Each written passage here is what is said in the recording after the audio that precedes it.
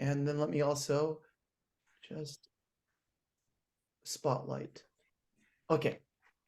Go ahead, Raj. Pranam Mataji. Pranam Swamiji, thank you very much, both of you, for your time. And I have, where am I zooming in from? So I'm actually in Oregon, so I'm zooming in from there right now.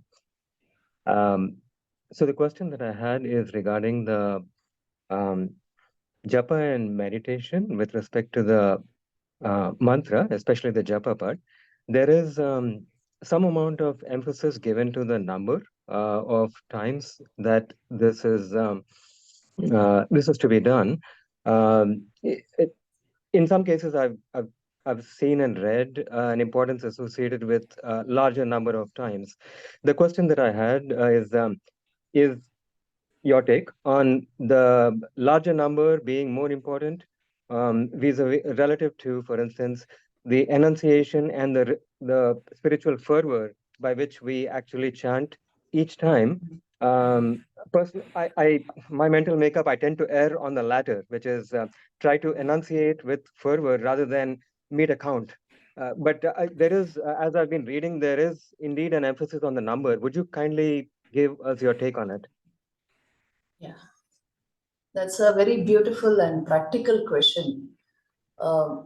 This applies to all of us, those of us who are especially initiated. What do we lay emphasis on, the number or the actual process of japa? In my own personal life, I prefer the latter. I always put emphasis on chanting the mantra in such a way it puts me into a meditative state. And after like you keep chanting the mantra, after some time the mantra should bubble up by itself and you should be hearing it. So an emphasis on attaining this state of mind. Mother used to say japat siddhi. You can get the highest only just by doing japa. She meant states like this. When you get that ajapa experience, you will understand you have just come into full awareness at that point. And you are just hearing the mantra going on. So the emphasis should definitely be on the quality of the japa, not just on the quantity. When I travel and when when I'm in a long flight and all that, then of course, I keep a japa counter and I try to repeat the divine name and keep a track of the number also. Because sometimes what happens, if there is something like that in our hands, you don't waste time and you don't waste thought power. You just concentrate on, like you have to complete 10,000 japa during this flight or something like that. And that way you can use the counter or put emphasis on the number. But when you sit every day for your sadhana, just insist on this level of inner clarity coming into your mind. Don't bother about the number. This I would tell you, because initially, we also put a lot of emphasis on the number, but then I realized that japa should turn into meditation, and meditation should yield the experience of full awareness. And for that, number is just put aside. Even if you are using a mala, personally during sadhana, we use malas. So then you'll be thinking only of how many malas finally I did. So rather than that, just concentrate on the japa and get the experience of a japa, which means the bubbling up of the mantra from your heart. I think that is more important in the period of sadhana. Thank you very much, Mataji. Appreciate it. Yeah. Mataji, just one question. Sometimes people they hear Holy Mother said she used to do like 1 lakh, 100,000 japa per day. Yes. So doing 100,000, people ask, is she doing it from her lips, or is she doing it from what stage? Sometimes we hear, is it Pashanti? Can you give a little insight? What does it mean when you hear someone doing 100,000 japa? See, Holy Mother's mind, it's the Divine Mother's mind. So when she is telling that you must, I did this many japa per day, it's just like, you know, she's demonstrating to us that it's important to do spiritual discipline like this. It's a lesson she is giving us. But her mind was always plunged in, you know, it's not even Vishuddha, it was in Agnya. Mhm. Her, Yes. her mind was always plunged in that. And anybody who's a spiritual master, usually he speaks only from Vishuddha or above that. So in her case, it was just like she's telling her children, see, this is what I do, so you do that too. It's a that's how she's telling it. But their state of mind, it's very close to the state of complete God consciousness. So the point is this, that she's just giving a living demonstration. See, I do it with this many numbers. And mother also used to say that during your everyday duties of everyday life, you can keep doing japa. That is something you can do. And mother demonstrated it in her own life, that don't allow thought currents, you know, to just go just anywhere. See, sadhana means this: protecting your mind, making sure that the bhavs that arise in your mind, the thoughts, the things you get absorbed in, they are all divine. That way, what happens? The mind gets divinized. That mind will perfectly reflect the self. A mind which is, you know, not like of this type, it will have only doubts and problems and all that. It will not reflect the self. This is the nature of sadhana. That is why the importance of training the mind through japa. Mother, of course, speaks of number, but that she speaks of not when she's sitting down for japa, but in the course of the everyday activities of her life. So that has to be maintained. In some way, an undercurrent of the thought of God. And once you get tuned to the mantra, you will see the mantra is energy. If it is reverberating within you, you suddenly feel energized and invigorated from within. So Mm. all this can be, you know, experienced even in the course of our everyday actions. So that's what she's trying to demonstrate by saying things like that. But at the time of your sadhana, just plunge into the divine name.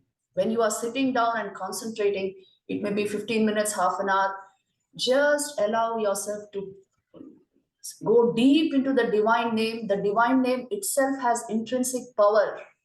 It's not that how much japa, how many hours I sat, how many malas I did, and then I will get divine grace. The name itself has intrinsic divine power, and that's the power coming to us from the Guru. So that power will work if we sincerely practice japa at a deep level of the mind in such a way that the ajapa becomes possible. You will see at that moment you have become intensely aware without any effort on your part. That's the beauty of ajapa. And then we will understand what pure awareness and all this means. Just japa will lead to that. So I think it's to be practiced like that. Thank you. Thank you. Mira, go ahead and unmute yourself. Hi, Mira. Thank you so much, and thank you for all your YouTube videos, for the class you taught on this channel, and for the retreat, and for all your other future work. So thank you from all of us. Kind of obsessed with this little issue I'm having. So my mind is always like all over the place, and even though, you know, try to say, the Gita says, you know, pretend God is doing things through you, you're not doing them, right? And then you're absorbed a garment. I love that. But I still need to like focus on what I'm doing. And even when I think I'm focusing, I'm not. And what I've kind of gone into this rabbit hole of being mindful and meaning that this is the present second, and breaking the second down into small parts. And then I'm kind of lost, like, does that even exist? Like, do you even exist if you are in the exact second? And then it kind of goes to, does time even matter, because time is man-made? So I'm sort of trapped in a little bit of this philosophical issue. See, when it comes to sadhana, it is your psychology that matters more than the philosophy you have in your mind. Do you feel the truth of this? It's how your mind behaves that will matter, not how much you know.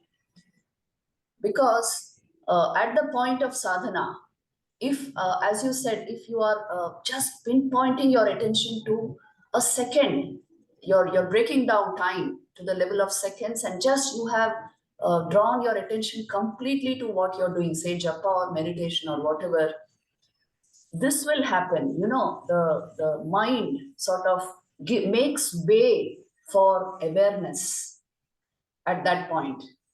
This is what will happen. A well-trained mind, a pure mind, will make way for its own substratum to come to the forefront, for awareness to come to the forefront. This is what the Yoga Sutras are trying to tell us. See, it's the best, you can say, manual for mind management, mind control, and how to transcend mind. Because the very purpose of yoga psychology is to lead you to the knowledge of the Purusha. You can do it Vedantically just through inquiry, or you can do it through a meditative process. And sadhana actually means the attention is so riveted on the goal that the goal has come sort of to the forefront of mind, does not exist at that point of time. So one important state of mind to be manufactured for this to happen is you must stop this scattering tendency of the mind. You told me initially mind is all over the place. This should be minimized. Especially, you see, throughout the day, if you just put your attention on divine things, something holy, which constantly inspires you, then what will happen is at the time of your sadhana, the mind will behave very well. The mind sort of obeys your will, and it'll come into these states. It gets very concentrated, your attention gets riveted, the japa mantra or the meditation becomes so intense, you feel absorbed in it, and it yields its own level of intense joy. That is the beauty of spiritual life. It leads to absorption naturally. After some time, you see, you are just absorbed without effort. So, but for this to happen, you have to maintain your mind in a particular way throughout the day. This is what sadhana is about, because we don't get a new mind when we sit for meditation. It's the same old mind. If throughout the day it remains scattered and restless, how do you think it'll get one-pointed when you sit in meditation? It won't. So that is then the importance of a well-disciplined life, a regulated life, and the importance of sanskars, the deep imprinted tendencies of our mind. All this becomes important. Our emotional intelligence becomes important, because you see, if you are sitting just with a fixed will, but your emotion is somewhere else, your thoughts are somewhere else, it won't work. All this becomes important. That's why, we take yoga psychology as a stepping stone towards the realization of Vedanta. First, let us learn how to handle our minds. It is giving us our experience of life, our experience of happiness. And without a certain discipline of the mind, Vedanta is next to impossible. For the simple reason, awareness, pure consciousness is the substratum of the mind. Unless the mind moves aside, you will not get that. Yeah. So for that, mind training and all this meditative practices, all this becomes important. Thank you. Subhash, go ahead and unmute yourself. Thank you, Maharaj. Thank you, Pravrajika Mataji. Nice to see you again. My question is, on the first session you talked about separating Aham Vritti from Spuran. And also you refer to Gita, Shlokas, chapter 6, verse 25, is the main process of meditation. Atma samstam mana krutva na kvashyati pi chintayet. Think of Atman, don't think of anything else. They talk about focusing on your Ishta, also the divine ideal, in the process of meditation. So are these two the same things? And focusing on Ishta, does it help to not think about ego, Aham, in the process? Yes, of course. See, focusing on Ishta the Ishtadevata. It is not different from focusing on the Atman or whatever your object of meditation is.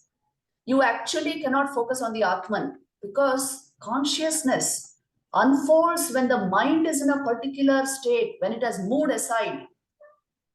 When the mind is trained, you get the experience of consciousness. But until that training happens completely and the mind is saturated, as it were, with God consciousness, until then you have to bring devotion to the Ishtadevata.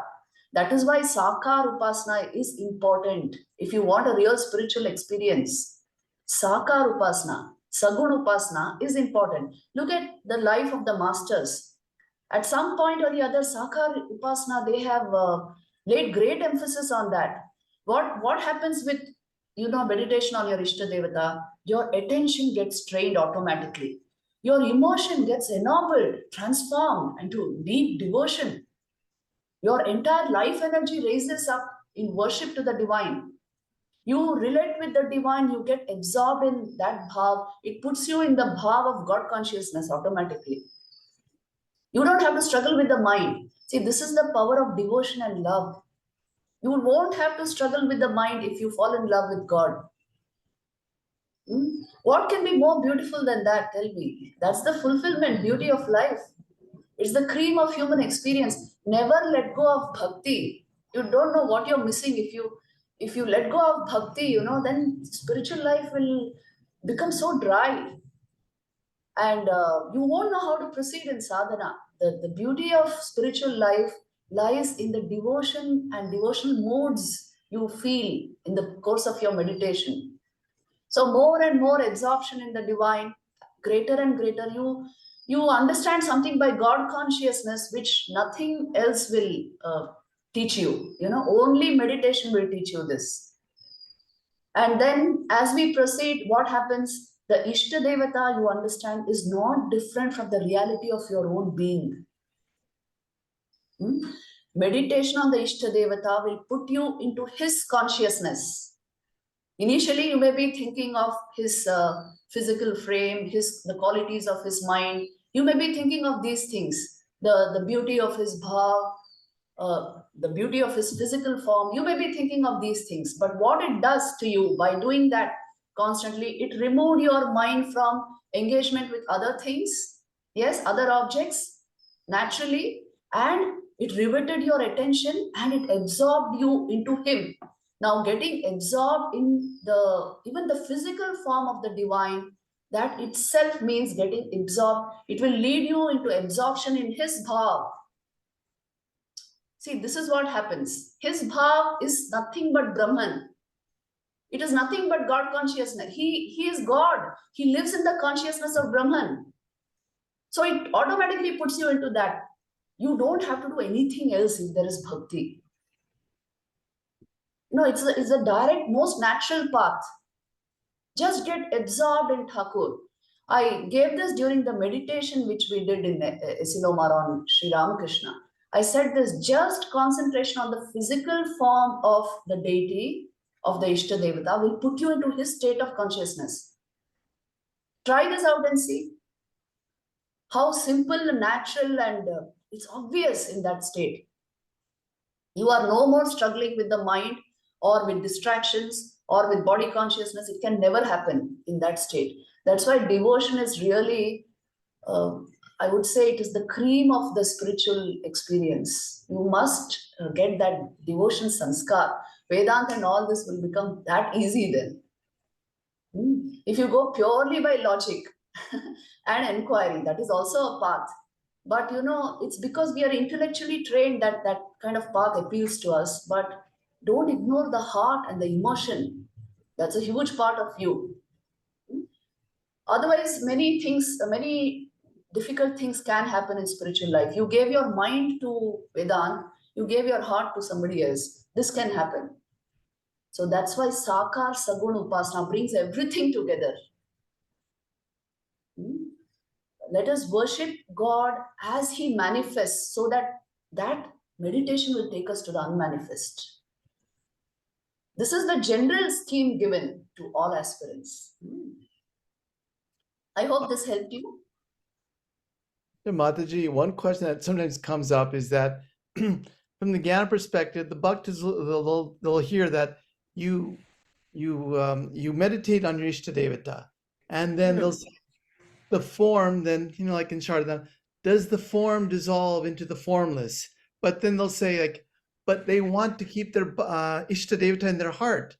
So does the formless then, does it mean the formless is non-existent? I mean, the form, Ishtadeva, is non-existent, or is it continue to always be present, continue to be ever present, just like Brahman? So is it just another aspect? Can we say the Ishtadeva, God in the Saguna aspect or the personal aspect is always there? The ice never melts in these places. Yes. Shed some light on that. Yes. See, for the bhakta, no, there is the form never melts. See, if your beloved is manifesting through a form, what is your problem with the form?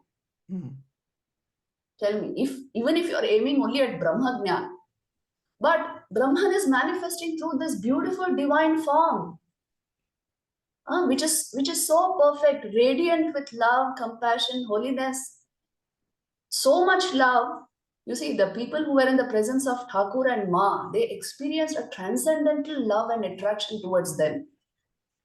We just had Janmashtami here. You should see the fervor and the, oh my God, the vibrant devotion in the hearts of the devotees.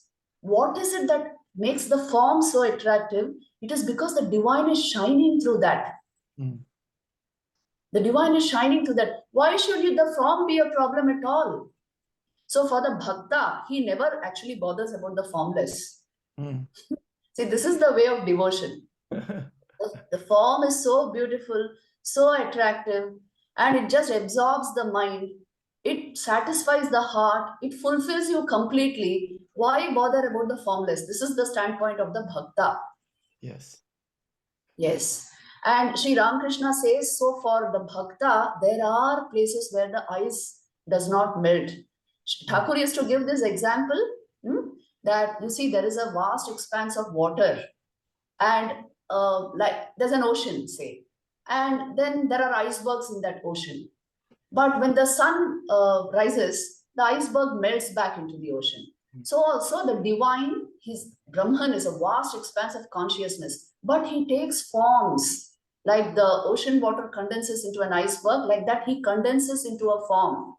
And when the sun of knowledge arises, he melts back. The form melts back into the formless. Then Sri Ramakrishna says, but there are places in the ocean where the icebergs don't melt. It's so cold, there's no scope for the iceberg melting. So this is the bhakta's realm, the devotional realm, where the realm of Sagun Brahman, which does not change. In fact, many devotees have told me this. I was recently in Bangalore for a long course of retreats and all that. So many devotees told me, we don't want to go to Nirgun Brahman. That is not our goal. So you see, this is natural for the human mind. So if your goal is Sagun Brahman, if your goal is devotion and bhakti, then really you want to reach that realm where the form does not melt. The form is as real to the devotee as the formless is real to the non-dualist. So it all depends on what I want, what I'm yearning for. Most people are yearning for divine love. That's why the dualistic attitude is so popular in the world. Please see. We are yearning for complete love, absolute love, transforming love, liberating love. Which better object is there than God for that? Tell me. Who can satisfy you completely other than God? So learn to lift emotional energy to the divine. That is a great secret in spiritual life. Let our emotion become devotion. Let such sanskars be created that we remain only in the, only in the consciousness of God all the time. Through our mind, through our devotion, our devotional sanskars, through all this, you will automatically transcend the gunas. You will automatically transcend all the different behaviors of the mind, the different moods. You will automatically rivet attention. All this will happen by itself if just devotion is there. See, just the experience of falling in love in human life itself is so liberating. Nothing becomes more significant after that than love. What to speak of divine love then? It's all absorbing in itself. The devotee doesn't need anything else, that's why. He and his Ishtadevata, his sadhana, that's all. Thank you so much. Thank you. Okay, let's have Sawali. Okay, go ahead and unmute yourself. Thank you. Namaste, Mataji. I'm Sahli from the DC area. I had a question. Are we supposed to actively try to open the Sushumna channel? And if so, or that just happens through the process of japa and meditation? If we're supposed to try to focus on opening that so we can picture our Ishta in the Anahata Chakra, what is the best way for us to go about doing that? Yes, the best way to do that in today's age and times is to get initiated in a mantra. Take initiation. Why I insist on this is, see, you are given a process, an upasana technique when you take diksha. And that upasana technique starts with how to concentrate on the heart center. What you're talking of anahata, that is in yogic terminology, it's called anahata, but it is the heart center. How to concentrate your attention and lift your vital energies to the heart. This will be taught to you, and there you meditate on your Ishtadevata. So a combination of the yogic and devotional bhakti methods are given during Diksha. This is very, very important because, if I now tell you something about Sushumna, there will be wild imagination along those lines. There won't be actual experience because it is something purely experiential. When the entire gamut of our vital energy you're able to concentrate it in such a way, it moves through the central nervous channel. Now, when I say nervous channel, it doesn't mean that it's in the physical body. All these chakras and these three, Ida, Pikala, Sushumna, they are all in the Pranmaya Kosh. That's why you never find them. No medical doctor is going to find any of these nadis or chakras. They are all in the Pranmaya Kosh. So a sensitivity to the energy mechanism of our body will help you feel what they are trying to say. But most people don't have that sensitivity. And not just that, but ability to concentrate our entire vital energy and raise it through the Sushumna, through the central channel. This is what actually Raj Yoga is about. But for that, again, if you want to only follow that path, then you have to find a guru who will help you do this. But if you just mingle these two methods, the yogic method of concentrating on the heart center and with devotion, bhakti, you automatically raise your vital energies. Nothing more is required. You may not know the energy mechanism in your system, but you adopted a technique which focused your vitality at the heart, and automatically the devotional energy in you raised the vital energy to where it has to go. It happened by itself.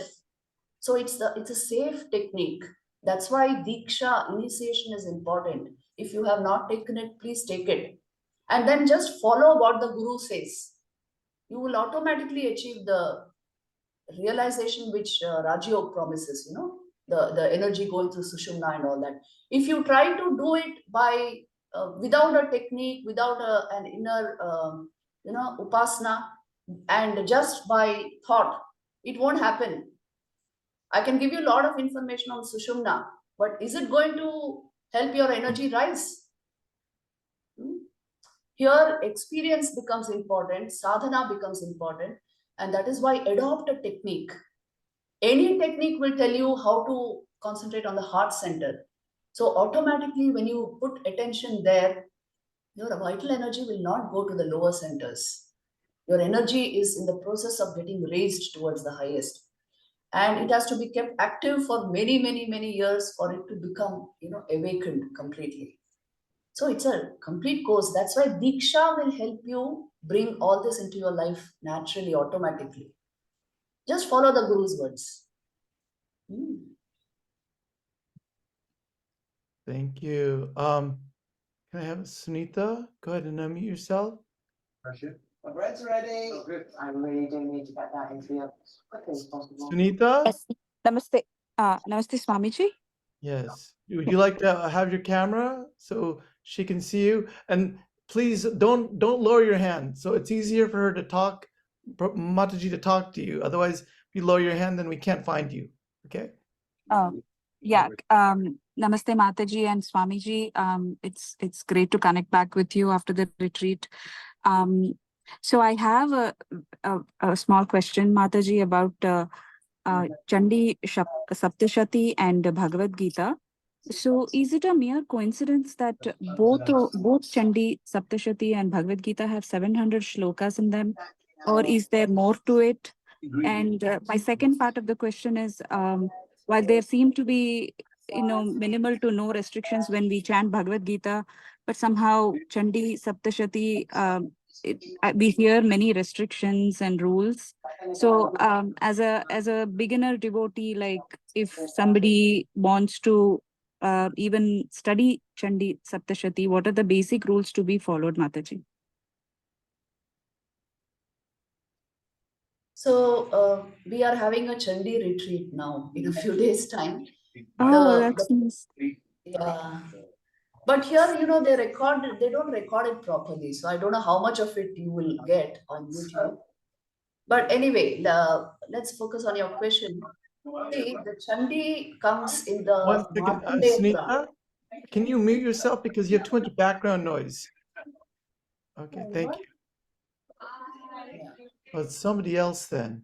Give me one There's second. some, yeah. Who else?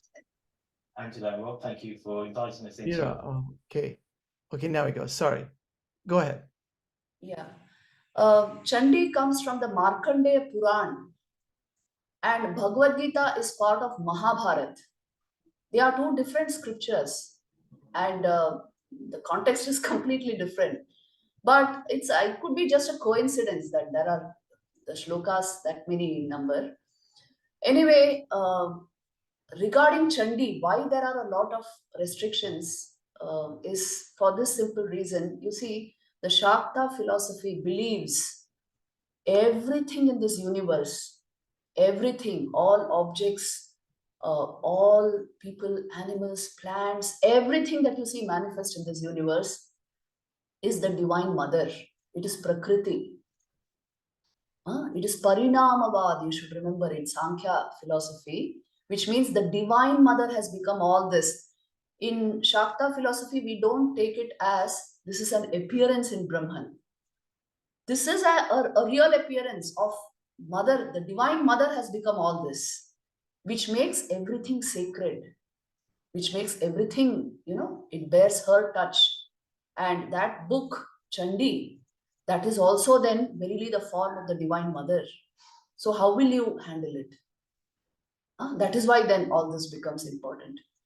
So Chandi is really handled with great care. Here in India, I can tell you, we don't we don't touch the Chandi without Gangajal. And if you have to, when you are going to use it, like now there will be Durga Puja, you will be chanting the Chandi. You must chant it, like suppose you are chanting the 4 shlokas, you must chant them completely, sitting in a good place, in a shrine, in some kind of where there's a positive ambience. You sit there and chant it wholly. You can't like skip lines or do the chanting anyhow. You can't do that. And the book itself is the form of the Divine Mother. So you handle it with care. You can't like throw it aside, or you can't do all that. You can't chant the Chandi anywhere. You must do it in a particular place, in a particular way, and not jumping from one stanza to another, not like that. There's a procedure to it. I think we did a Shakti retreat, Shakti Sadhana retreat in California recently, and there they have released a few videos. If you have the time, you can watch those videos and see. They might help you. There's one video even on the chanting of the 4 stavas of Chandi, the 4 main stutis of Chandi. If you chant that, it's equivalent to chanting the whole Chandi, they say. So how to do it and how, the pronunciation, everything should be like you must pay great attention to it because it is the Divine Mother. It is seen like that. No other scripture is given this emphasis because the Shakta philosophy is like that. Verily, the manifest is the form of the Divine Mother. See, Sri Ramakrishna in his states of samadhi, you would see things like that, isn't it? Mother, you only have become all this, he would say. No, that's the idea. So you treat everything with great care. See, anything you give respect to it, complete respect and devotion, it will start working for you. You know, even if it's an inanimate object, it will help you in various ways. This is the power of devotion. So when you handle these things with care and with devotion, you do it. You don't know what Chandi does to the human mind. Any problem you are facing in life, practically, I will tell you, any problem, even if it's a material problem, it's a problem of everyday life. Just the chanting of the Chandi with devotion will remove it. Any mental issues, these days there are so many types of mental issues, and the chanting of the Chandi will remove that. Obstacles in your life and your spiritual path, the chanting of the Chandi will remove that. And if you want to bring some great positivity into your life, chanting of Chandi will help you towards that. Like you want success in an examination or something like that. The chanting of the Chandi will help you in that. Because the Divine Mother is of this universe. And she's Swatantra, she's independent. That's the Shakta philosophy. And she's all powerful. And she is this universe. She will help you with the things of this world. And the afterward, after death also. She is called Bhoga Apavargada. Bhoga Apavargada, which means she helps you attain to the things in this world and to that transcendental knowledge also beyond this world. She gives both bhukti and mukti.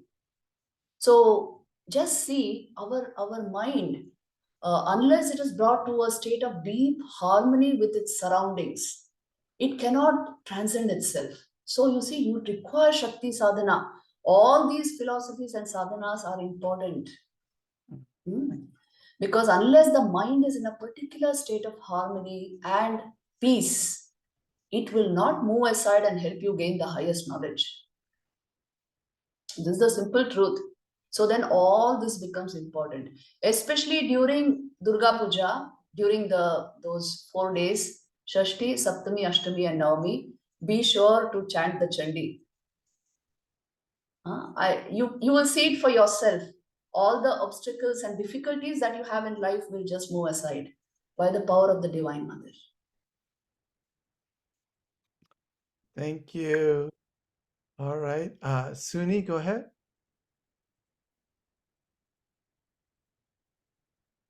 Pranams, Mataji, is so wonderful to see you again. My question is, when we achieve full enlightenment, or this consciousness achieves full enlightenment, is that not to completely merge or disappear into the one? And if so, how would we know, as there would be no other to know? And then as an aside, how can we find a schedule of your talks and retreats? See, just now, that's such a beautiful question. Just now, you are thinking that how will I know if there's only one? You will not ask this question if you just follow the meditation process. What happens in the depths of meditation is there is no more subject and object. The state of samadhi itself means you have merged into the object. Because the object is divine, it is of the nature of divine consciousness, you have become one with consciousness. You have become fully aware in that state. Even if I use the word awareness, it falls short of what we actually mean by samadhi. You have become one with that, dissolved in that divine consciousness. Two are not required to know.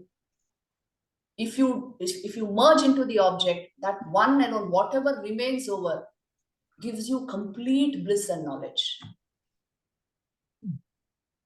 Just now we are using an intellectual process to try to understand. We're using the mind, which works in the frame of duality, to try to understand that experience. That is why we feel confused. Well, how will I know if I dissolve into that? You will know only when you dissolve into that. You know, there is this beautiful description in Vedanta.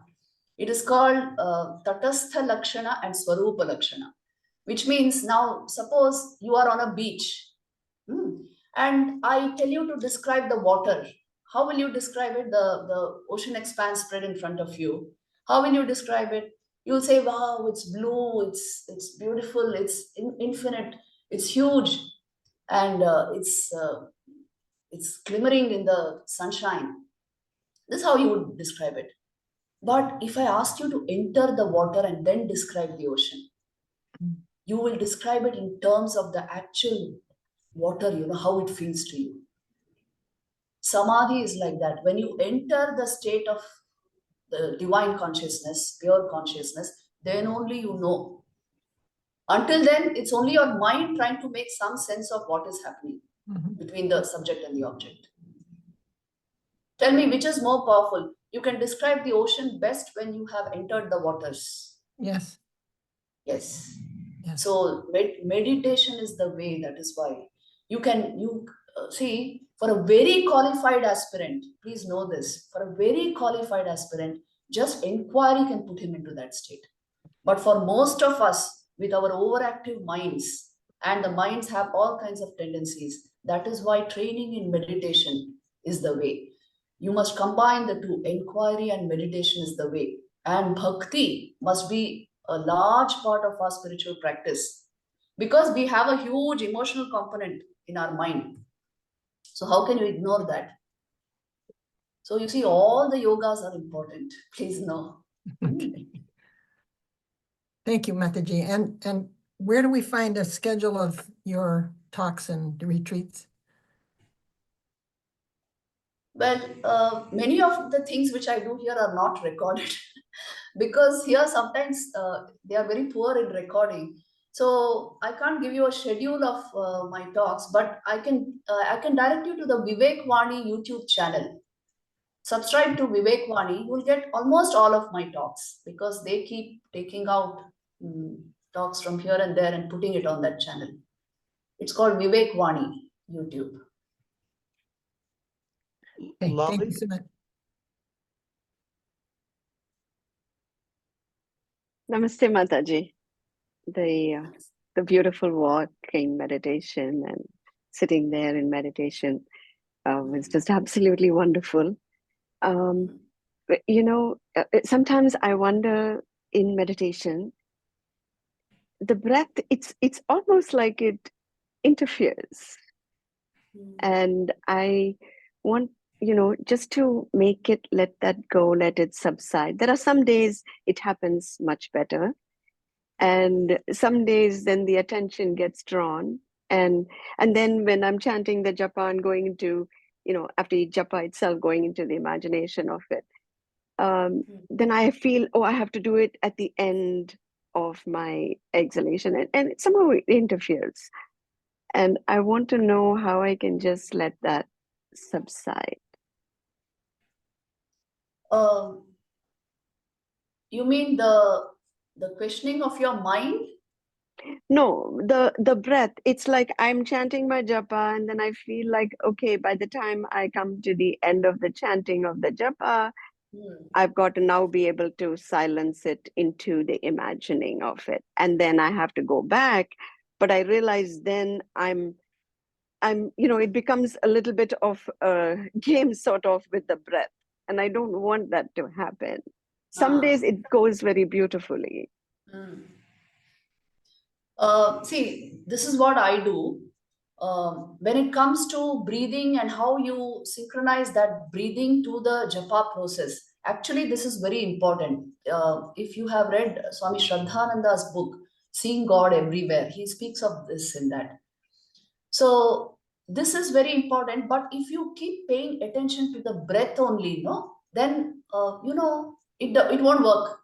Right. What you have to do is just start your japa with deep breathing, and just instruct your mind that that is how that should continue, and remove your attention from the breath after that. Mm.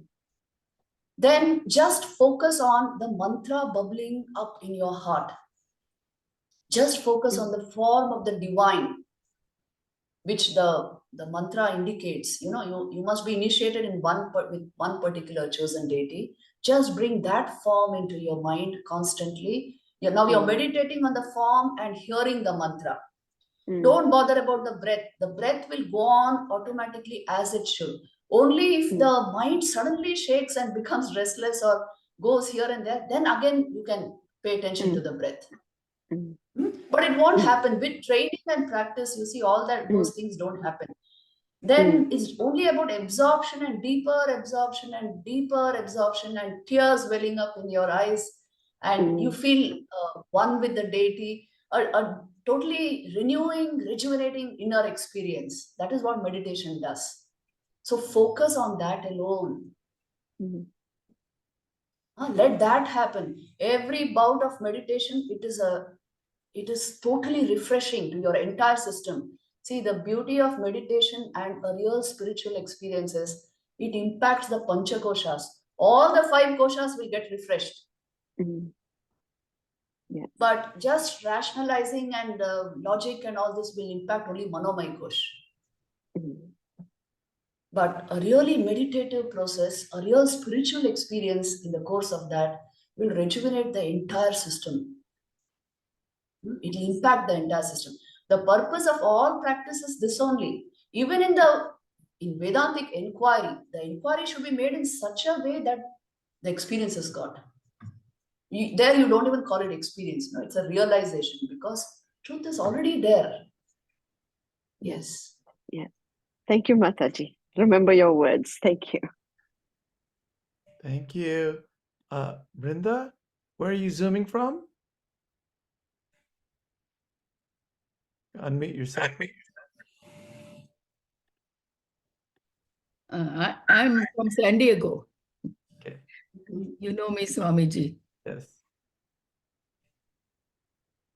What's your question? Pranam Mataji. My question is, I'm requesting you to please explain the terms Virata, Hiranyagarbha, Samashti, and Vyashti. Okay. So actually we should go from Vyashti, Samashti to Virat and Hiranyagarbha. Okay. Yeah. Samashti actually means the collective and Vyashti means the individual. Now, it's a common Vedantic understanding that these two are not different. Vyashti and Samashti are not different. They are in dynamic connection with each other. The individual and the cosmos. You can say the microcosm and the macrocosm. They are in dynamic contact and exchange with each other. But in the scriptures, when the word Vyashti is used, Vyashti, they are usually defining something, So it could be they are defining avidya, or they are defining Ishvara, or they are defining Brahman. So there, when these words are used, Vyashti and Samashti, they are talking of individual consciousness and cosmic consciousness, individual existence, cosmic existence. So those words are there in the scriptures. Go by definition and go by, even to discern the exact implication of the word meaning.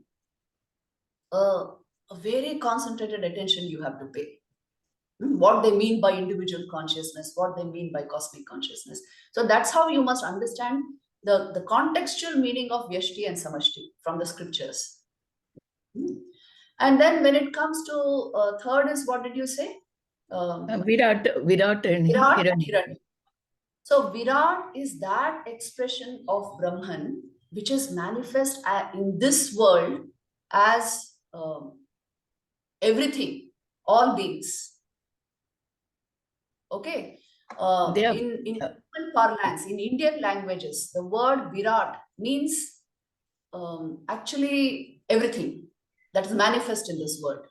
is it potential manifestation or actual manifestation? No, actual manifestation, not Okay. potential manifestation.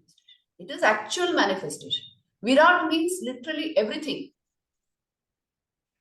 Everything. And the word Virat in the scriptures, how it is used is that aspect of Brahman, which is manifest as this world, is called Virat. And Hiranyagarbha, see, Hiranyagarbha again has different shades of meaning. This word also is quite frequently used in the Upanishads. One meaning of Hiranyagarbha is it is the realm of Sagun Brahman. Hiranyagarbha means actually the womb that yields a golden egg. It actually means, that realm of the divine where he dwells with attributes and he dwells with form, and from where he directs the activities of all the worlds. The realm of Sagun Brahman. In that realm are the extensions of all. Ramakrishna Lok is there, Golok, the kingdom of heaven. All these lokas are extensions of Hiranyagarbha. But it is that realm where Brahman, Nirgun Brahman, manifests himself as Sagun, and from where he directs the activities of these worlds, Bhuvasva and all this. Is it the Supreme Self or? It is used as the Supreme Self. You see, Supreme Self also will be, because what we are calling Supreme Self, it is nothing but the Brahman. individual consciousness which has found supreme knowledge. And so where it goes, it obviously goes to the realm of Brahman, Sagun Brahman. So in that sense, it is used. So Hiranyagarbha is used in different ways in the Upanishads, but the general meaning is this: it is the realm of Sagun Brahman. Yes. Thank you. Tamara, go ahead. Pranams, Mataji. I was at Asilomar a few days ago, remembering our time there. It was very beautiful. I'm thinking about seeing God in everything, Divine Mother manifest everywhere, and the one Ishta, the many manifestations, and sometimes there is a merging in meditation and in devotion between manifestations of the divine, Ramakrishna, Jesus, Sarada Devi, and now the Sri Chakra is coming in, beginning, just learning a little bit. So, and I hear many places, no, only one Ishta, one devotion, but that's not what feels directed internally. So I would love your guidance. So just put your question in one line. Is there a problem that the divine form changes in my devotional practice, merges between forms?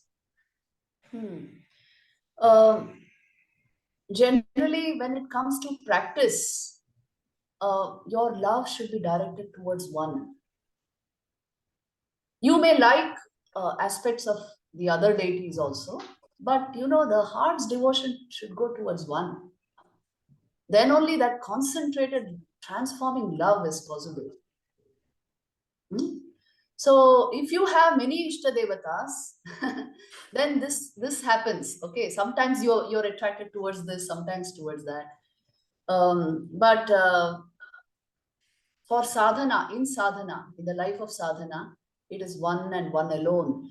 You want to see some particular aspect reflected in him. See, usually when we talk of Sri Ramakrishna, we look upon him as Sarva Deva Devi Swarupa, which means all aspects of the All deities were reflected in him. In fact, the deities actually merged in him.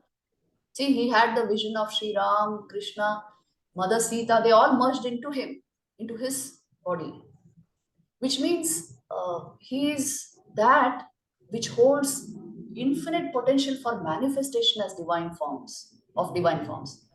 So when this is the case, then you have a fixed Ishta Devata, and you see the reflection of any manifestation of the divine in him alone. Mm-hmm. That way, your love will flow in a concentrated stream towards one. Isn't it? This is important in sadhana. So your meditation is on one. Your thought is about one. Your feeling is for one. And when you, now suppose, just now we had Janmashtami, so much celebration of, see, I'm in Delhi just now, and so much of Krishna Bhakti is there here. So now how will you sort of integrate that into our devotion to Sri Ramakrishna? Sri Ramakrishna and Krishna are not different. The beautiful manifestations in Sri Krishna's life, all of them find place in Sri Ramakrishna's life. In fact, all deities merged into him. So it's the same consciousness in the Dwapar Yuga, it came in that form, the same being came in this form in this Kali Yuga. So this is how you have to, without too much intellectualizing, devotionally integrate all forms into the form of your Ishta Devata and have devotion, supreme, all-encompassing devotion for one. That will give a deep direction to your spiritual life. Otherwise, today you like this deity, tomorrow that, then that devotion will not come for one. This is the thing about Ishta Devata, which means one towards one. Sri Ramakrishna used to give many examples to say this. When Hanuman was asked, he would say this, Srinathe Janaki Nathe Abheda Paramatmani Tathapi Mama Sarvasva Rama Kamalalochana. I know the Lord of Sita, Janaki, and the Lord of Sri, Lakshmi, which is Vishnu. They are the same being, but still my Sarvasva, my everything is Sri Ram alone. This is Ishta Nishta. This is important in spiritual life.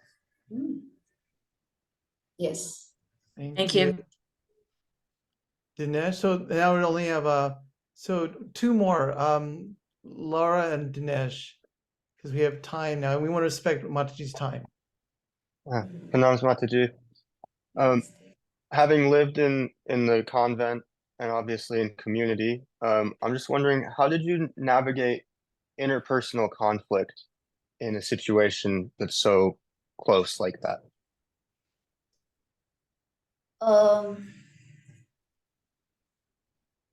I would say that in the situation of a conflict, I have always tried to see the intent rather than just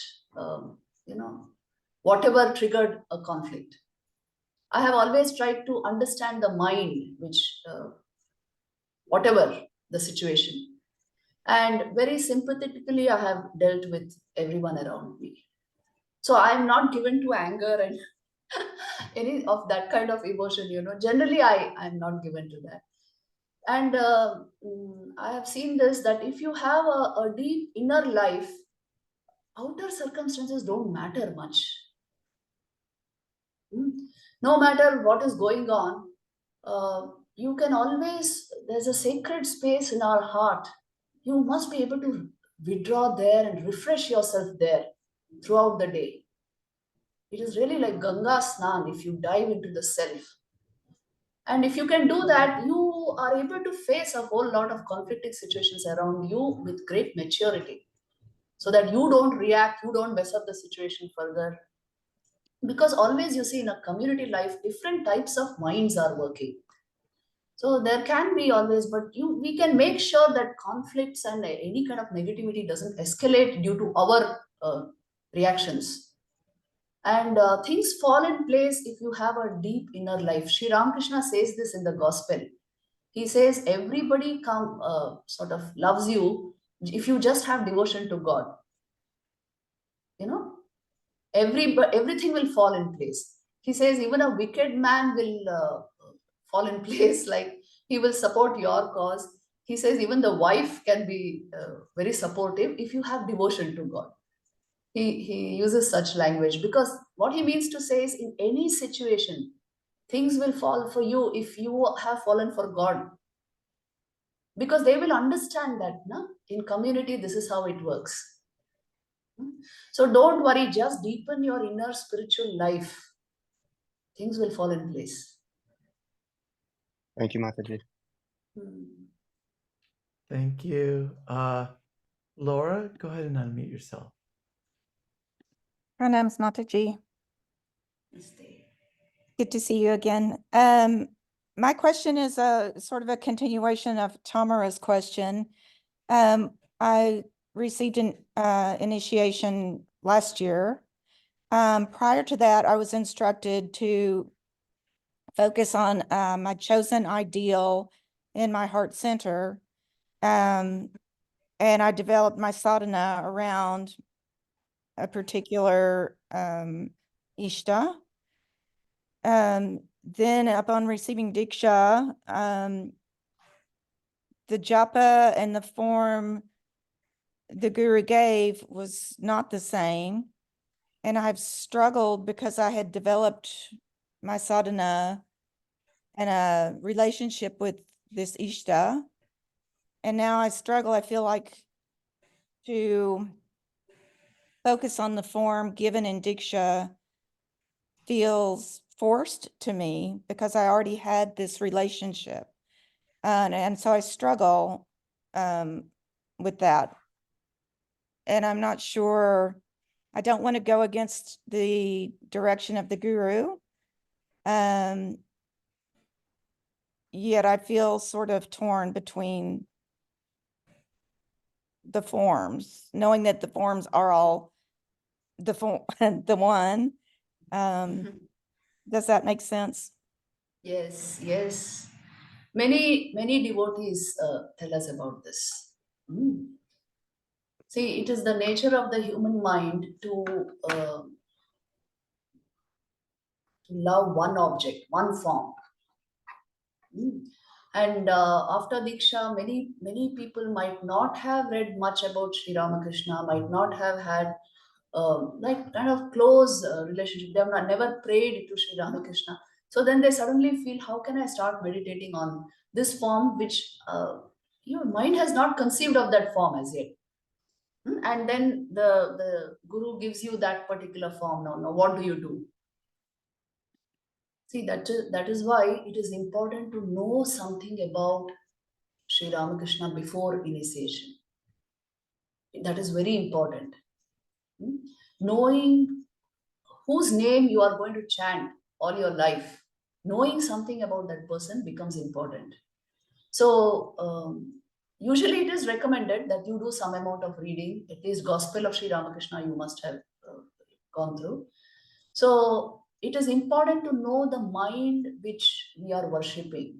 That mind encompassed the bhavas of all the deities. That was the nature of Sri Ramakrishna's mind. From throughout the day, he would plunge into samadhi. Day in and day out, he would plunge into samadhi.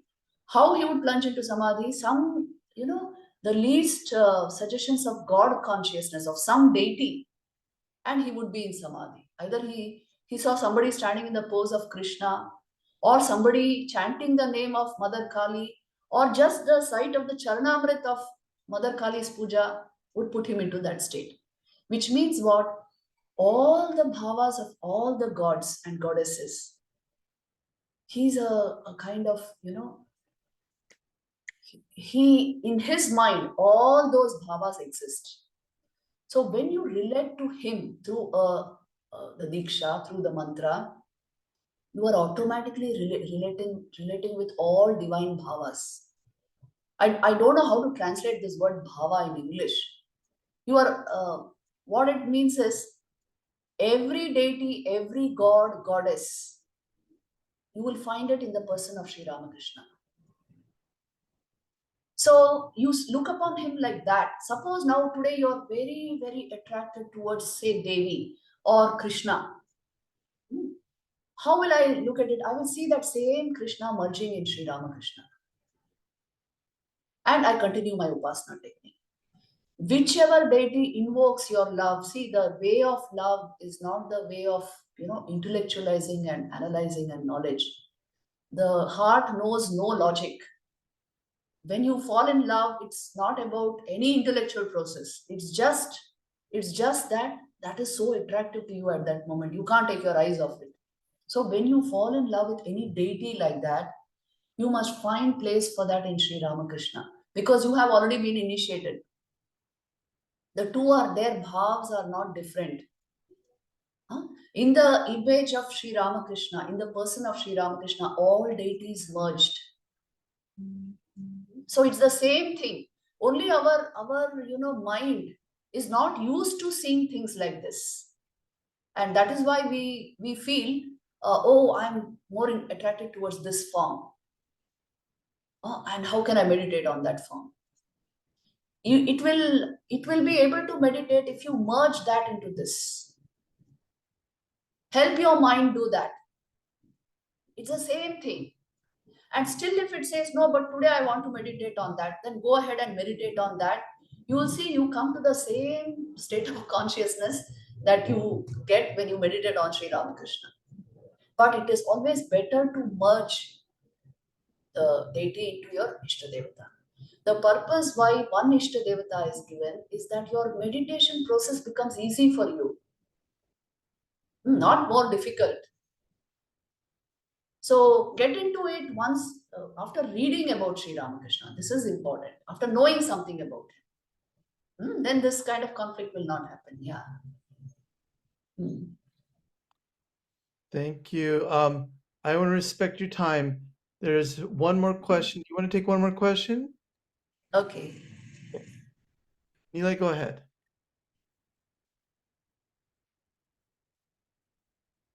Namaskar, Mataji.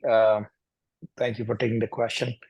Mataji, so when we do the meditation, for me, we speak about the heart center, and I have it on the forehead in the center of the head. Is there a differential between the two? For me, it's much easier to concentration focus in the center of the head. Yeah. This is a very important question. See, most people say this. I'll tell you frankly my own experience. Even for me, it is easy to concentrate here. For the simple reason, we think of ourselves as embodied minds. And so much of mental, intellectual activity happens throughout the day that it becomes easier to concentrate here. But, all spiritual masters have insisted that meditation should happen in the heart, at the anahata. Why they do this is, why they say this, because the heart, even the physiological heart, it indicates the spiritual heart. The spiritual heart means that point of focus within you where you can integrate all your energies, your intellectual, emotional, and vital energies. And that is the heart center. Sri Ramakrishna used to say Donka Marasthan, which means it is a very ideal place for meditation. Mother used to insist, Holy Mother used to insist that meditation is only done at the heart center and not at the Ajna. And if meditation is done here, certain preconditions are to be satisfied, especially, absolute purity of life. This is very important. You will understand why only when you go into Raj Yoga deeply. This is insisted upon. Just because we have high intellectual activity throughout the day, that is not reason enough why you should meditate on Ajna. Stick to the heart center. It's the safest point of meditation, where all your energies can be collected, integrated, and it will help you transform your consciousness step by step automatically.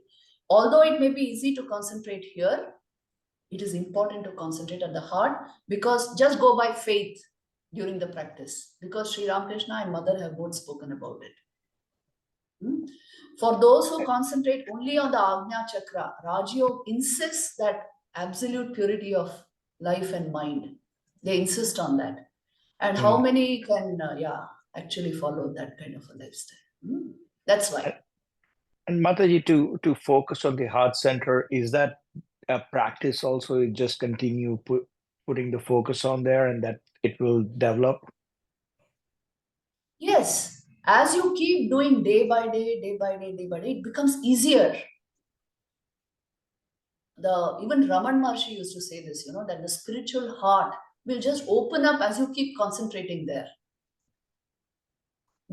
See, Vedanta and all this, the highest realization of Vedanta becomes easy when you have a solid practice in your everyday life. Then, every day you have been practicing something. At some moment, you just do the inquiry, you get a tremendous insight. This happens. But if you don't have an everyday practice, then, it will become just an intellectual process and it won't work. So that is why practice is very important. And concentration on the heart center is recommended by all masters. You can go through even Nisargadatta Maharaj, Ramana Maharishi, Swamiji, and Thakur Ma, all of them have spoken about it. So just stick to it on faith and you'll see the transforming power of a practice like that. Thank you very much, Mataji. And thank you, Swami. Thank you, Mataji. Thank you, everyone. What a wonderful time we've had with our wonderful Mataji here. I have a few announcements before we leave, some important announcements. First is that we will be having a, so if you want to get more of Pravrajika Divyanandaprana, she's actually going to be conducting a course in January. So let me just share that with you really quick here. That course is on, here, let's go. Okay, so you can see we have course, can you guys see this? I think you can. So she'll be conducting a course on Upanishads and modern cognitive science by her. And the course will focus on the contributions the Upanishads make to modern cognitive science, conscious studies, and contemplative psychology. You'll observe how conscious interfaces life, sciences, and the philosophy of mind. So anyways, and there'll be a textbook that she'll be using that she's written on called the Self-Discovery. So that course is not open yet, but it'll open soon. So I just want you to make you aware of that. Right now we have a course called Journey into Sacred Spaces of India for Transformation and Revelation by Swami Vivekananda. That course is open if you go to VedantaLifeAcademy.com. Another thing is that when you go to, I just want to, our appreciation, we should also have gratitude. Let me get out of the routine. When you go to the website and you see the videos, there's so much love and devotion that was done for the videos. I just wanted to point this out to you guys. So Richard, who was the videographer, the one taking the photographs and doing the videos, he spent countless hours and hours putting these videos together with beautiful sound and the slides presentation. So it's just a love and devotion. It's not just like your average videos. The lighting, he went through the slides, he went through just to correct the sound, everything was perfect. So what I think would be great is if you can send if you like it, send in gratitude to sdvedanta@gmail.com to Richard. His name is Richard. He had gone beyond anything that I can think of, and it was his practice. And when you see the videos, it's so beautiful. It's going to recapture, like going back to the retreat itself. So I think it'd be nice if you send the emails to sdvedanta@gmail.com to Richard, just about your gratitude about the videos, the photographs that he's taken, and I will send it to him. And I think it's an idea, just our love and appreciation. We can't do what he does, but in giving back, in continuing in what we're receiving, the ability to give back to the divine that's giving this to us is a way of showing our gratitude. And I think a simple email of what your gratitude would be. So that's the second point, sdvedanta@gmail.com to your rest. So last thing I want to mention is that we're doing a lot of work here. We have a lot of different programs. Where's how can I stop share here is, oh, here it is. Okay. One other thing I want to show you is that Okay, let me just get this one here. Yeah, okay.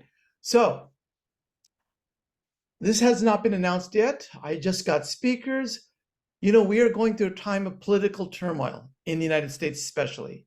So I have got my Harvard professor, Dr. Elon Goldstein, Dr. Peter Bolin, who's a professor in San Diego, and Swami Sarvapina, to talk about applying Eastern spirituality to political conflict, about the polarizing times that we're facing. How do we speak with people who have different viewpoints, different ideas? And we're going to have a sort of a 1.5 hour kind of discussion with them, similar to what we did in similar, but we're going to go deeper. We're going to ask questions that sometimes are uncomfortable. And I'm going to put these challenges to our different speakers, and we're going to sort of turn up the heat a little bit and see what they say. So this will be on October 5th. It hasn't been announced. We'll send it through our website, our emails. So as long as you're on our email, that will be great. But as you know, it is very turbulent in today's time. So how do we address this? How can we manage and navigate through these conflicting times? So that's, just wanted to present to you that. So a lot of things are going on. Pravrajika, thank you so much. You are now in Delhi or up in the Himalayas? No, in Delhi just now, yeah. Yeah. And now is your IIT courses going on?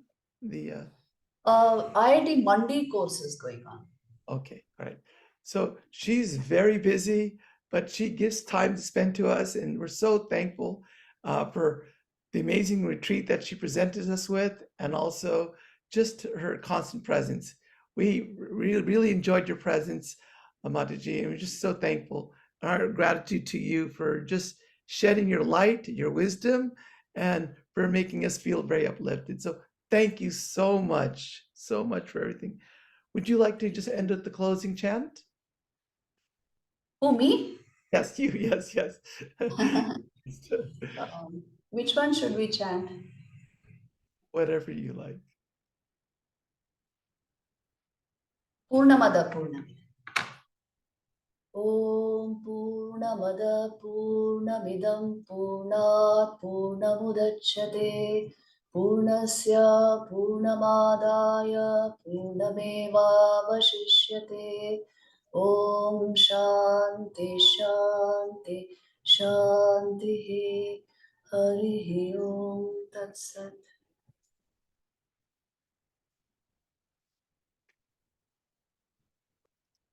Thank you. And Mataji, everybody who'd like to just say, let me allow everybody to unmute them and just take the spotlight off you. So they all want to see you, and they want you to see them.